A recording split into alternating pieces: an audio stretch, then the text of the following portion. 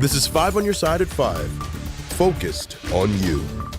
We are in a weather impact alert tonight. We're dealing with excessive heat that is fueling some storms tonight. Here is a live look from the 5 on your side storm tracker. They're at Interstate 270 in North St. Louis County. Traffic is moving just fine, but as you can see, the rain is coming down. So if you are traveling or if you have plans to travel tonight, be safe. Thanks so much for joining us. I'm Kelly Jackson. And I'm Mike Bush. The storms are expected to last for the next several hours, so let's check in with Chief Meteorologist Scott Connell. I think in the next couple of hours, we'll get most of this out of the 5 on your side viewing area, and we'll get into the Olympics with no problems weather-wise tonight around St. Louis. We still have that severe thunderstorm warning in the metro area right now, northern portions of St. Louis County into the north part of St. Louis City. But as you can see, this storm has weakened considerably over the course of the last 5 minutes or so. Still some heavy rain up 70 here as you go out of the city towards Pine Lawn, and 270 a bit on the damp side too. That already slows down your normally heavy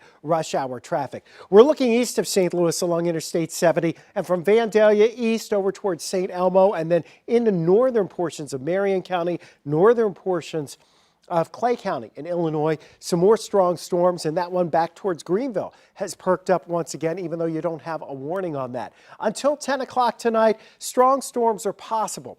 We say until 10 o'clock. That's when the severe thunderstorm watch will expire across the area.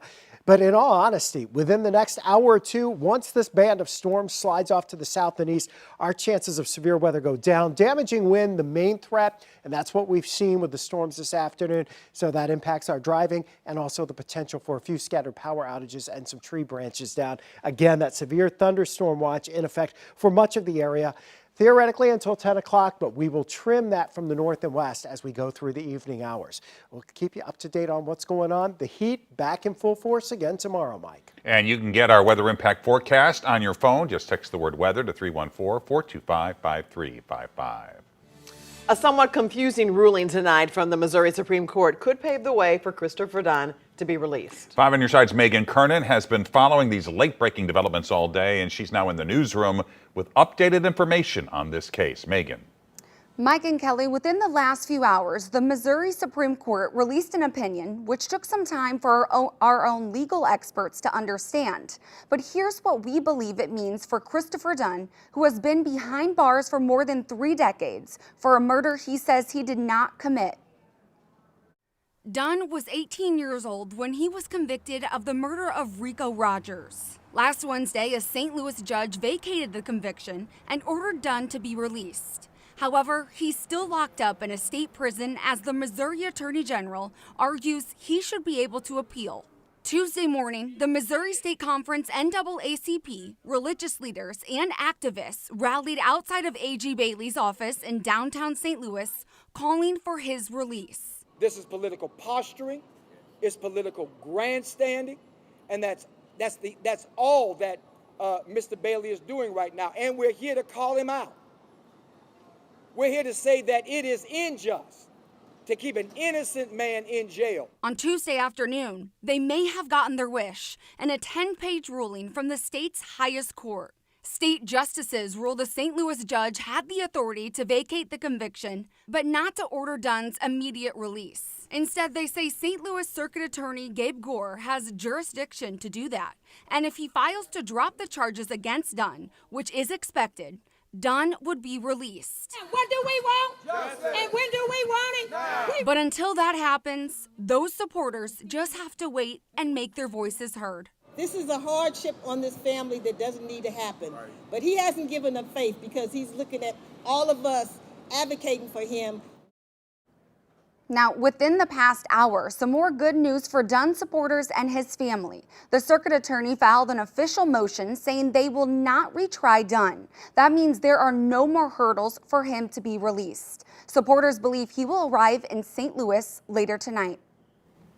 St. Louis students head back to school in just a few weeks as uncertainty grows within the district tonight. The superintendent was placed on leave, and there are still questions about transportation. And this afternoon, the teachers union held a news conference to address some of these issues. 5 on your side's Laura Barczewski is live outside the administration building with the latest on all of this. Laura.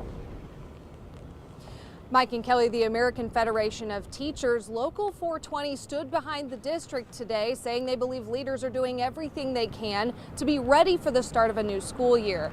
The spokesperson, Byron Clemens, reiterated they are not concerned about the district's financial situation, and there's been no impacts on teachers' salaries and contracts. The financial state of the district has been discussed publicly, going from a $17 million surplus and now could run a $35 million deficit.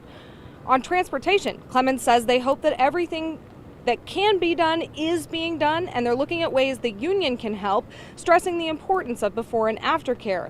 The bus company canceled their contract early, leaving the district scrambling to get students to and from school.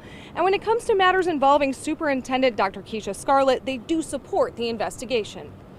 We have some concerns about what may or may not have happened with spending on the 10 to 20 people that Dr. Scarlett brought in, but that's not in our purview right now.